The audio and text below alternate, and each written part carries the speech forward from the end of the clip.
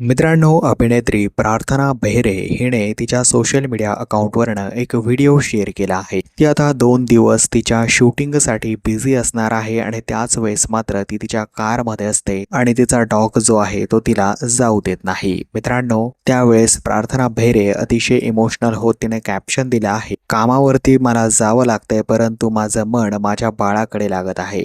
तर मित्रांनो, हा संपूर्ण व्हिडिओ पहा. ट्रीट घेऊन येणार. हा जा जायचं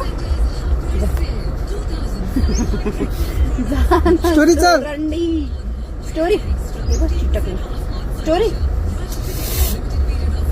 स्टोरी. मी परत येणार बेटा. मी 2 days नंतर येणार परत. बेटा जा.